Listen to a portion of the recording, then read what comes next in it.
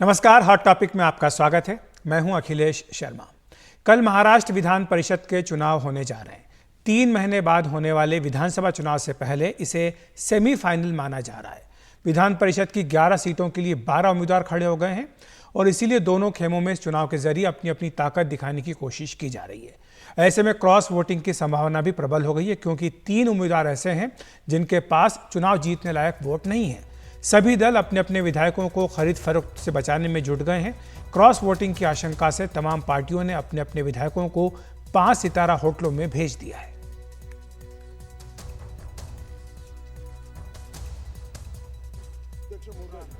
उद्धव ठाकरे बुधवार की शाम को अपने विधायकों से मिलने मुंबई के परेल स्थित आईटीसी होटल पहुंचे।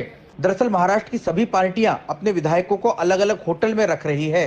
दलील यह है कि विधायकों को एक साथ जुटाकर उन्हें मतदान की प्रक्रिया समझानी है और उन्हें जरूरी दिशा निर्देश देने हैं। लेकिन असली डर क्रॉस वोटिंग की आशंका का भी है, लेकिन सभी को अपना कुनबा भी संभालना है। सभी पार्टियां अपने अपने विधायकों को 5 सितारा होटल में भेज रही हैं, सिवाय कांग्रेस और शरद पवार वाली एनसीपी के।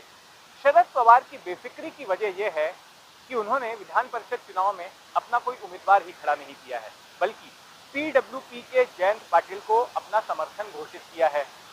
दूसरी तरफ ये बात भी कही जा रही है कि शरद पवार को एक शिकारी की नजर से देखा जा रहा है महाराष्ट्र के सियासी गलियारों में, और आशंका जताई जा रही है कि वे अजीत पवार के विधायकों को तोड़ सकते हैं। वहीं दूसरी तरफ कांग्रेस भी निश्चिंत है, क्योंकि उसके पास अपने उम्मीदवार को जिताने के लिए जितने वोट चाहिए उससे कहीं ज्यादा वोट हैं। महाराष्ट्र का विधानमंडल 2 सदनों का है, जिसमें ऊपरी सदन विधान परिषद है और हर 2 साल में विधान परिषद के चुनाव होते हैं, जिनमें एक तय संख्या के सदस्यों को निचले सदन यानी विधानसभा के सदस्य चुनते हैं। महाराष्ट्र विधानसभा में कुल सदस्यों की संख्या 288 है, लेकिन कुछ विधायकों के निधन और कुछ के इस्तीफे के कारण संख्या घटकर 274 हो गई है। इसलिए उम्मीदवारों को जीत के लिए 23 वोटों की दरकार है। बीजेपी ने चुनाव में 5 प्रत्याशी उतारे हैं। उनके विधायकों की संख्या को देखते हुए पांचों ही उम्मीदवारों की जीत तय मानी जा रही है। एकनाथ शिंदे वाली शिवसेना और अजीत पवार की एनसीपी ने 2-2 उम्मीदवार मैदान में उतारे हैं। शिंदे की शिवसेना के 2 उम्मीदवार पार्टी की संख्या के बल को देखते हुए जीत सकते हैं, लेकिन मुश्किल अजीत पवार के लिए है। लेकिन दूसरे उम्मीदवार के लिए 4 वोट कम पड़ रहे हैं। अब देखते हैं महाविकास आघाड़ी ने कितने उम्मीदवार उतारे हैं। गठबंधन के सबसे बड़े दल कांग्रेस ने 1 उम्मीदवार खड़ा किया है, जिसकी जीत तय मानी जा रही है, और कांग्रेस के पास 14 अतिरिक्त वोट है। शरद पवार की पार्टी ने पीजेंट एंड वर्कर पार्टी के जयंत पाटिल को अपना उम्मीदवार बनाया है। शरद पवार के पास 12 वोट है, यानी कांग्रेस के अतिरिक्त वोट के साथ वो जीत सकते हैं। वहीं उद्धव ठाकरे की शिवसेना के उम्मीदवार मिलिंद नार्वेकर के पास 15 वोट है। उन्हें जीतने के लिए 8 वोट जुटाने होंगे। ये राजनीति है, राजनीति में सावधान से चलना जरूरी है, इसलिए हम लोग है। और जो किया है वो ऐसा दूसरा कोई गलत बात के लिए नहीं है, अच्छे के लिए। उनमें 3 में कौन आएगा वो हम लोग नहीं बता सकते, लेकिन हमारे 9 के 9 विधायक आ जाएंगे। नेता ने जो किया वो पीछे वाला भी कर सकता है ना, तो उसका तो डर रहेगा ना। हमारा नेता लॉयल्टी को पहचानता है और उसको डर नहीं है कि मेरा अंदर कहीं जाएगा ही नहीं, तो हम इधर घूम रहे हैं खुलेआम। अभी नेता जाके होटल में सो रहे हैं, अरे अच्छा है कि दरबान की कुर्सी पे नहीं बैठे। शरद पवार वाली एनसीपी के नेताओं का दावा है कि पिछले साल जो विधायक बगावत कर अजीत पवार के साथ चले गए थे, उनमें से कई वापस लौटना चाहते हैं। 2019 से लेकर अब तक महाराष्ट्र की राजनीति में ये तीसरा मौका है जब रिसोर्ट पॉलिटिक्स देखने को मिल रही है। इस रिसोर्ट पॉलिटिक्स से एक साफ संदेश जाता है कि तमाम राजनीतिक दलों को अपने विधायकों पर कितना अविश्वास है। क्योंकि विधान परिषद के चुनाव गुप्त मतदान के जरिए होते हैं, इसलिए हमेशा आशंका होती है क्रॉस वोटिंग की। 2022 के भी विधान परिषद के चुनाव में क्रॉस वोटिंग हुई थी और इस बार भी इस आशंका से इनकार नहीं किया जा सकता। मुंबई से जितेंद्र दीक्षित और कैमरा पर्सन संदेश भैकर के साथ रौनक कुकड़े, एनडीटीवी इंडिया के लिए। तो सत्ता के सेमीफाइनल पर चर्चा करने के लिए हमारे साथ 2 खास मेहमान जुड़ रहे हैं। आनंद दुबे जी, प्रवक्ता शिवसेना यूबीटी, और साथ ही कृष्णा हेगड़े जी, नेता शिवसेना। आप दोनों का बहुत बहुत स्वागत है एनडीटीवी इंडिया पर। आनंद जी, आपसे शुरुआत करूंगा। कहां से आएंगे 8 विधायक? क्या क्रॉस वोटिंग होगी? अखिलेश जी नमस्ते। नमस्ते। देखिए ऐसा है कि हमने 3 उम्मीदवार खड़े किए हैं महाविकास आघाड़ी ने मिलकर, जिनके लिए हमको 69 वोट की आवश्यकता है, जी 69 वोट्स की। हमारे पास 71 वोट्स हैं। मैं बता देता हूँ, 15 वोट हमारी शिवसेना के पास है, 12 वोट आदरणीय शरद पवार साहब की पार्टी के पास है और 37 वोट कांग्रेस पार्टी के पास है। बाकी 2 समाजवादी पार्टी, 2 सीपीएम और 3 निर्दलीय, ऐसे हमारे पास 71 लोग हैं। तो हमें लगता है कि बड़े आसानी से हम 69 का आंकड़ा जो है वो पार कर लेंगे और हमारे महाविकास आघाड़ी के तीनों ही उम्मीदवार बहुत ही अच्छे तरीके से जीत कराएंगे। तो ये कोई चिंता का कारण ही नहीं है। और भारतीय जनता पार्टी से इतना हमने सीख लिया है कि कैसे सावधान रहा जाता है, कैसे सतर्क रहा जाता है, ऑपरेशन लोटस को कैसे नाकामयाब किया जाता है, इसके लिए हम सब इकट्ठे हैं। तो क्या और यही कोई ये कारण न है कि रिजॉर्ट पॉलिटिक्स हो रही है? नहीं नहीं, ये रिजॉर्ट पॉलिटिक्स नहीं अखिलेश भाई। क्या होता है कि विधायक एक साथ रहते हैं, संवाद करते हैं, गेट टुगेदर हो जाता है। अब चूंकि अलग अलग शहर, अलग अलग जिले से लोग आए हैं, अब इकट्ठे एक साथ तो इतना बड़ा घर किसी का होता नहीं है, तो घर की बजाय एक होटल या रिसोर्ट जिसका नाम आप कह दें, लोग वहां रुक गए हैं, बातचीत हो जाती है, भोजन हो जाता है, संवाद हो जाता है, अगला पिछला जो राजनीति की रणनीति वो बन जाती है। बहुत दिनों से लोग मिले जुले नहीं होते। तो इसको इस रूप से देखिए, ये कोई डर का माहौल नहीं है कि हम इकट्ठे हैं, एक जगह है ताकि हम डरे हुए हैं, बल्कि इसको इस उद्देश्य से देखिए कि हम स्वस्थ राजनीति कर रहे हैं, हेल्दी राजनीति कर रहे हैं और सब एक दूसरे के संपर्क में रहे, बातचीत हो, थोड़ा उसी में गाना बजाना हो जाए, थोड़ा सा वातावरण खुशनुमा हो जाए। इस नाते से भी लोग रिसोर्ट्स और होटल में रुक जाते हैं। ठीक है कृष्णा जी, आपको लाना चाहूंगा चर्चा में। आपको क्या लग रहा है कि महायुति, क्योंकि आपके तो उम्मीदवार हों या बीजेपी के उम्मीदवार, उनको तो दिक्कत नहीं है, लेकिन अजीत पवार के जो एक उम्मीदवार, उनको शायद दिक्कत हो सकती है। और जो बात हो रही कि रिजॉर्ट पॉलिटिक्स हो रही, तो ये तो आपको भी अनुभव है, आपके भी विधायक गए थे जब शिवसेना तोड़ी गई थी। तो अगर वो अपने विधायकों को इकट्ठा कर रहे हैं तो इसमें दिक्कत क्या है? अखिलेश जी, क्या है, उद्धव जी की पार्टी रिसोर्ट में चली गई क्योंकि गई बार नजर हटी, दुर्घटना घटी और सरकार गिरी, तो इसके लिए सब भाग गए रिसोर्ट के अंदर। अभी तो विधानसभा चल रहा है, वहाँ हाउस चल रहा है, सभी विधायक तो एक दूसरे को मिलते ही हैं, तो रिसोर्ट में जाने की क्या जरूरत है। लेकिन ठीक है, उनको जाना है, उनको जाने दो। दूसरी बात यह है कि हमारे जो 9 कैंडिडेट हमने खड़े किए महायुति ने, हमारे पास पूरे नंबर है, हमारे 9 जीत के आएंगे। उनके बारे में हमको पता नहीं है, 207 मुझे लगता है हमको चाहिए, और पूरा आंकड़ा हमारे पास है। अभी आनंद दुबे जी मेरे मित्र ने कहा कि भाई हमारे पास 71 या 72 है, लेकिन भाई एक्चुअली उनके पास है 63। अगर आप शरद पवार साहब का आंकड़ा गिने, इनका आंकड़ा गिने और कांग्रेस का आंकड़ा गिने, तो जैसे आपने कहा इनको 6 वोट 7 वोट कम पड़ती है, 8 वोट कम पड़ती है। लेकिन ये अभी समाजवादी को भी शिवसेना में लेके आ गए। अभी बाला साहेब ठाकरे जी, हिंदू हृदय सम्राट, क्या सोचेंगे कि भाई आप अभी बोल रहे हो कि समाजवादी के पास हो। पहले कृष्णा जी, ये बहस तो काफी पहले समाप्त हो चुकी है ना, जब कांग्रेस के साथ शिवसेना चली गई, तो फिर तो ये बहस कहीं रही नहीं गई ना। अरे कांग्रेस, अखिलेश जी, कांग्रेस तक तो ठीक था, अभी समाजवादी के साथ भी जा रही है लोग। तो आप समझिए कि प्रॉब्लम क्या हो गया उद्धव जी के शिवसेना में। ठीक है, और लेकिन ऐसा नहीं है, आनंद जी मैं आ रहा हूं आपके देखिए पास। ऐसा है कि हमारे पास नंबर है, हमारे 9 कैंडिडेट जीत के आएंगे, इनके कैंडिडेट ही हारेंगे क्योंकि इनका इतिहास है हारने का। और आप देख लीजिए कल जब नतीजा निकलेगा। और होता यह था तो आनंद जी कि महायुति के जब सभी बीजेपी कैंडिडेट के पास जीतेंगे। संख्या नहीं होती थी तो बीजेपी अपने उम्मीदवार खड़ा कर देती थी दूसरे पाले में सेन लगाने के लिए। राज्यसभा के चुनाव में हमने देखा। तो ये जो बीजेपी का फार्मूला है, आप क्यों अपना रहे हैं? क्या आपको उम्मीद है कि जो महायुति है उसके विधायक टूटेंगे? और खासतौर से इसलिए क्योंकि विधानसभा चुनाव में ज्यादा वक्त नहीं रह गया है, सब अपने अपने विकल्प तलाश रहे हैं। आनंद जी। नहीं अखिलेश जी, सबसे पहले तो मुझे ये जवाब देना है कि हम पर रिसोर्ट का आरोप लगाने वाले कृष्णा हेगड़े जी से पूछे अखिलेश भाई कि इनके विधायक कौन से होटल में हैं। होटल का नाम है ताज लैंड्स एंड, बांद्रा में। अरे भाई, आप इतने बेफिक्र होके घूम रहे हैं तो आप होटल में क्यों गए हैं? आप भी तो होटल में ही बैठे हैं। नहीं तो क्या हम डर के गए हैं? आप वैज्ञानिक थोड़ी हैं, आप थोड़ी बता सकते हैं कि कौन डर के गया है और कौन डर के नहीं गया। देखिए अखिलेश भाई, ऐसा है कि महायुति ने टोटल 9 उम्मीदवार खड़े किए। 9 उम्मीदवार को अगर हम 23 से गुणा करके देखें तो इसका आंकड़ा होता है 207, लेकिन इनके पास है 203। ये जो 4 विधायक है वो कहां से लाएंगे? इसका मतलब इनके एक विधायक उम्मीदवार की हार सुनिश्चित है। अब वो पता नहीं अजीत तो उनको 4 चाहिए तो आपको तो 8 चाहिए। वही तो आंकड़े हमने अपने स्टोरी में बताए हैं। नहीं, मैं वही बता रहा हूँ। अखिलेश जी, क्या है, मैं हमको 8 आपको कैसे बताता चाहिए हूँ। अखिलेश जी? हमको 8 कैसे चाहिए, जरा मैं आपसे समझना चाहता हूँ। 15 शिवसेना के पास, 12 राष्ट्रवादी के पास, 37 कांग्रेस के पास, 2 समाजवादी के पास, 2 समाजवादी CPI के कहाँ पास से आ गया और आपके अंदर बाबा? अरे इंडिया गठबंधन है ना, कमाल करते हैं आप। इंडिया अरे कौन सा गठबंधन इंडिया में हमने पूरे गठबंधन? देश में चुनाव महाराष्ट्र में लड़ा। कौन सा इंडिया गठबंधन? महाविकास आघाड़ी है, महाविकास आघाड़ी को पाठिंबा है समाजवादी पार्टी। अब कहाँ है भाई, आपको पाठिंबा है क्या समाजवादी पार्टी का? अरे भाई जो आपके साथ नहीं है, देखिए स्वाभाविक सी बात है अखिलेश वो जी, हमारे साथ है। अखिलेश जी जी शायद आनंद दुबे जी को पता नहीं है, 23 इंडिपेंडेंट और छोटे पार्टी है और इन्होंने सब 23 को इनके खेमे में ही गिन दिया।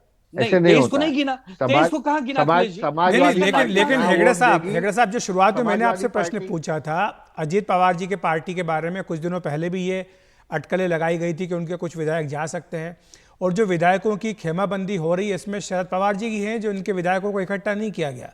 उनका ये कहना है कि उनके विधायक कहीं जाने वाले नहीं है, कांग्रेस के विधायक कह रहे हैं कहीं जाने वाले नहीं है, तो वो तो इतने आश्वस्त दिखाई दे रहे हैं। लेकिन अजीत पवार उनको ज्यादा दिक्कत है, वो भी मंदिर में अपने विधायकों को लेकर गए। महायुति को दिक्कत नहीं है। अगर आप पूरा महायुति का आंकड़ा जोड़े तो हमारे पास पूरे 9 के लिए जीत पूरी निश्चित है। दूसरी अभी मैं इनकी बताता हूँ। उद्धव ठाकरे जी के पास कितने हैं? 15 विधायक। उनको चाहिए कितने? 23। 7 कम पड़े हैं, कहाँ से लेके आएंगे? 8 शरद कम पवार पड़े, साहब 8। के पास कितने हैं? शरद पवार साहब के पास कितने हैं? 12। उनको कितने? मैं चाहूंगा 23। ग्राफिक्स एक बार दिखा दें, नंबर्स का ग्राफिक्स एक बार आ जाए तो दर्शकों को भी कहाँ से आसानी लेके रहेगी आएंगे? समझने में। ये तो कांग्रेस पे निर्भर है जीत के लिए, खुद का दम नहीं है। तो हमको छोड़ के इनके पास कौन जाने वाला है? आने वाले 2000 अक्टूबर के इलेक्शन में हमारा ही सत्ता फिर से आने वाला है। ठीक है, लेकिन हम आनंद खाली जी 34 असेंबली आनंद जी, विधान परिषद का 34 चुनाव इतनी ज्यादा ताकत क्यों लगाई जा रही है? जैसा हम कह रहे हैं कि क्या ये सेमीफाइनल के तौर पर पेश कोई किया जा रहा है, उसी ताकत तरह से नहीं। लिया जा रहा है, और इसमें कोई आप अखिलेश जी, जानते हैं पहले तो तो इनडायरेक्ट इलेक्शन होता है, विधायक चुनते हैं इसमें, तो इसमें जनता पहले की तो तो- भागीदारी सीधे तौर पर है भी नहीं, तो इसमें इतनी ताकत क्यों लगाई जा रही है? अखिलेश जी, पहले तो कोई भ्रमित ना हो कि हम कोई ताकत लगा रहे हैं। हमारे पास अच्छे खासे आंकड़े हैं। हमें शिवसेना के पास 15 हैं, तो हमें 8 वोट कम पड़ रहे हैं। स्वाभाविक सी बात है कि वो 8 वोट हम अपने किसी सहयोगी से लेंगे, तो हम वो कांग्रेस से लेंगे, चाहे समाजवादी से लेंगे, चाहे निर्दल से लेंगे, और चाहे CPI CPM से लेंगे। इसमें महायुति को बेचैनी का क्या कारण है?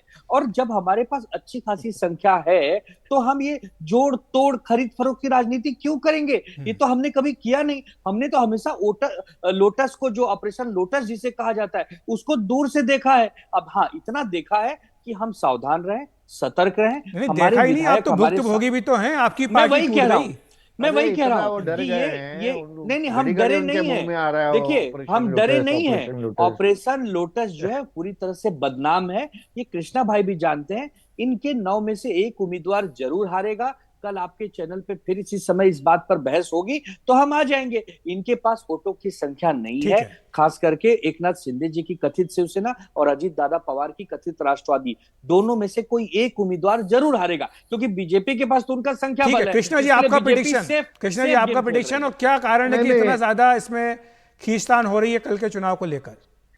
नहीं, बिल्कुल नहीं। देखिए, हमारे सभी 9 जो कैंडिडेट है, MLC कैंडिडेट, सभी जीतेंगे। हमारे पास आंकड़ा है, हारेगा तो उनका ही हारेगा, क्योंकि उनके पास नंबर ही नहीं है। वो तो 23 इंडिपेंडेंट और छोटे छोटे पार्टी के दम पे बोल रहे हैं भाई हमारे वोट है।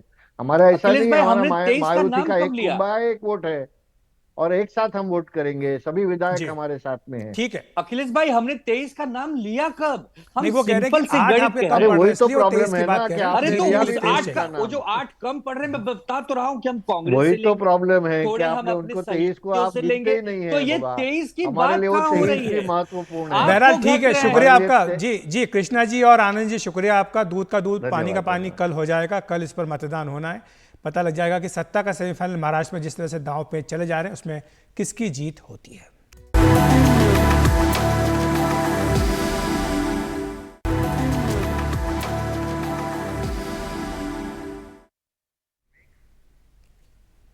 हरियाणा में विधानसभा चुनाव से पहले कानून व्यवस्था एक बड़ा मुद्दा बनता जा रहा है।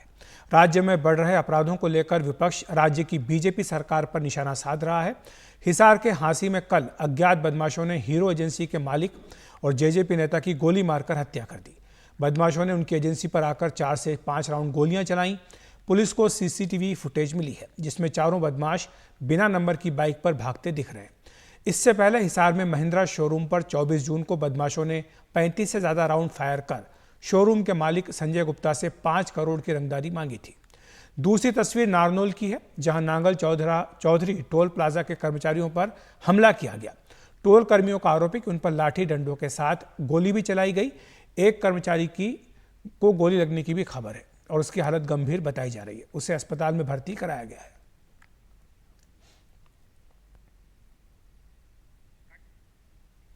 और प्रदेश में बढ़ रही आपराधिक घटनाओं को लेकर मुख्यमंत्री नायब सिंह सैनी ने आज अहम बैठक की और अधिकारियों को निर्देश दिए कि वो राज्य में गैंगस्टर नेटवर्क को पनपने ना दें। उन्होंने कहा कि किसी भी अपराधी को बख्शा नहीं जाएगा। जिस व्यक्ति ने इस जघन्य अपराध को किया है, पुलिस मुस्तैदी से उस तक पहुंच गई है और वो सब लोग गिरफ्त में आ जाएंगे। किसी को भी बख्शा नहीं जाएगा। जो भी व्यक्ति कानून हाथ में लेने की कोशिश करेगा, कुचेष्टा करेगा, हमारी सरकार उसको मजबूती से कुचलने का काम करेगी। कोई बख्शने का सवाल नहीं है। वहीं कांग्रेस नेता रणदीप सुरजेवाला ने ट्वीट कर बीजेपी सरकार पर हमला बोला है। उन्होंने लिखा है कि चारों ओर आतंक ही आतंक। हरियाणा में लगातार 3 दिनों में 3 वारदातों ने प्रदेश को झकझोर कर रख दिया है। लाडवा, हांसी और अब गोहाना में ताबड़तोड़ गोलियों की मौत से सहमा शहर। आखिर कब तक गैंगस्टरों के साए में जिएगा हरियाणा प्रदेश? गुंडों और गैंगस्टरों के इस तांडव ने भाजपा सरकार के कानून व्यवस्था की पोल खोल कर रख दी है। पता नहीं मुख्यमंत्री नायब सैनी व भाजपा सरकार को नींद कैसे आ जाती है। मुख्यमंत्री नायब सैनी कब तक हरियाणा प्रदेश को भय के माहौल में गुजारेंगे? कब तक अपनी नाकामियों को छुपाएंगे? नहीं तो इस्तीफा दें व गद्दी छोड़ दें। और जेजेपी नेता और हरियाणा के पूर्व उप मुख्यमंत्री दुष्यंत चौटाला ने कहा कि प्रदेश में कानून व्यवस्था पूरी तरह विफल हो चुकी है। प्रदेश के अंदर कानून व्यवस्था चाहे आधिकारिक व्यवस्था पूरी तौर पर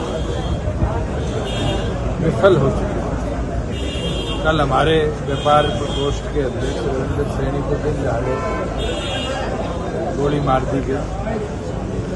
अब तक एक भी आरोपी ना पकड़ा जाना ये दिखाता है कि पुलिस प्रशासन पूरी तौर पर विफल हो चुका है। जनता में जो रोष है, मुझे लगता है कि अगर व्यवस्था ना सुधरे तो प्रदेश के हालात से बदहाल आने वाले भविष्य। हरियाणा में आपको बता दें कि अक्टूबर में विधानसभा का चुनाव होना है। उसे लेकर इंडियन नेशनल लोकदल और बहुजन समाज पार्टी ने आज गठबंधन का ऐलान किया। दोनों दलों के प्रतिनिधियों ने चंडीगढ़ में गठबंधन का औपचारिक ऐलान कर दिया है। आईएनएलडी और बीएसपी गठबंधन का मुख्यमंत्री का चेहरा अभय चौटाला को बनाया गया है। समझौते के मुताबिक हरियाणा की कुल 90 सीटों में से आईएनएलडी 53 और बहुजन समाज पार्टी 37 सीटों पर चुनाव लड़ेगी। बीएसपी प्रमुख मायावती और आईएनएलडी के प्रधान महासचिव अभय चौटाला के बीच दिल्ली में 1 घंटे तक मुलाकात हुई थी, जिसमें हरियाणा में गठबंधन पर सहमति बनी थी। इन दलों के बीच तीसरी बार गठबंधन हुआ है। इससे पहले 1996 के लोकसभा चुनाव में भी इन दोनों दलों के बीच गठबंधन हुआ था। इसके बाद 2018 में भी ये दोनों साथ आए थे। अब फिर 2024 के लोकसभा चुनाव में दोनों का गठबंधन हुआ है। आपको बता दें कि हरियाणा में बीएसपी का परंपरागत वोट बैंक है। और हरियाणा विधानसभा में नेता प्रतिपक्ष भूपेंद्र सिंह हुड्डा ने इसे वोट काटो गठबंधन बताया है और कहा है कि मुकाबला सिर्फ कांग्रेस और बीजेपी के बीच है। देखिए, मैं पार्लियामेंट के चुनाव में भी बात कही थी, विधानसभा में भी ये बात है, और जो मैंने कहा वो सिद्ध हुआ कि सवाल हरियाणा का जहां तक है, मुकाबला कांग्रेस और बीजेपी में है। वोट काटो को वोट नहीं देंगे लोग, कोई कितने गठबंधन कर ले। तो हॉट टॉपिक में आज इतना ही। नमस्कार।